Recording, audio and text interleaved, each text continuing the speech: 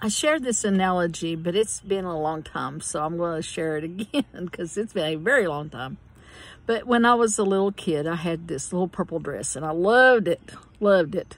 And I'm not a clothes person, as most people have seen me can attest, but I really liked it. And I wore it to church, you know, and everything. And, of course, we put it away because it was, I guess, a summer thing, and put it away for the winter. And this fall and spring, we got out my clothes, and it was so little. I was shocked because it was tiny, and I didn't get to wear it anymore. And Mama had said, we'll have to give this to the little kids over in the mountains because that's where we'd send my clothes when I outgrew them to the relatives over there. And, you know, it's just upsetting to me. I'm still upset. But that's what happens when you grow. And sometimes when we're outgrowing a situation in this life, in this adult time, you know, we realize that nothing is fitting anymore. The people we used to hang out with, the places we used to go, the relationships that we may be in, they don't fit. And it's nothing that nobody did on purpose. It's just that it doesn't fit anymore.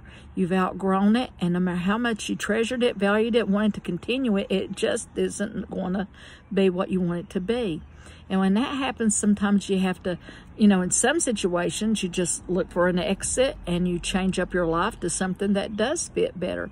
But sometimes, you know, there's this problem called, you know, love, maybe responsibilities in love that keep you from actually maybe able to just walk out a door because you're a decent person. So you might want to have to encourage the people around you to maybe think about growing. In other words, they may need a little bit of help, maybe through your words and or actions. You can't nag somebody into growth, but sometimes you can, by the way you act, you know, it encourages another person to also grow with you. And so that's possible. But, you know, the thing is, once something like that starts happening, it starts happening. And it's not like, ooh, I think I'll go out, grow my relationship today. It's not like that. It's just, it happens. But like I said, I've seen it before. When one person starts to grow and then the other person kind of realizes, hey, you know, I don't want to be in this person's shade or shadow, and I don't want to be without them either. And so that encourages them to start to try to make some changes to help them to see what else they can do in life too, and then they can grow together. And that's the best thing, you know, because you don't want to just say, okay, I've outgrown my life, I'm going to burn it to the ground now, you know. Even though it feels sometimes I have entertained that thought. But what you want to do is maybe just by your actions with love, you know, start doing what you need to do, but allowing the people that you love to grow with you.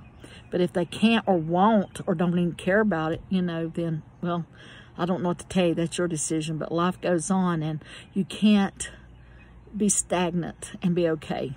You cannot be, a lid can't be put on you. Or like, you know, when a little kid used to, in Walton's, I think I saw her, somebody was going to put stuff on her head and mash down every day so that she wouldn't grow up. You can't do that, you know. So you're going to grow. Best thing you can do is hope that the people you love can grow with you. But you also got to be really careful that you don't destroy a life, you know, in the process of your own growth too. Alrighty, that's it for today.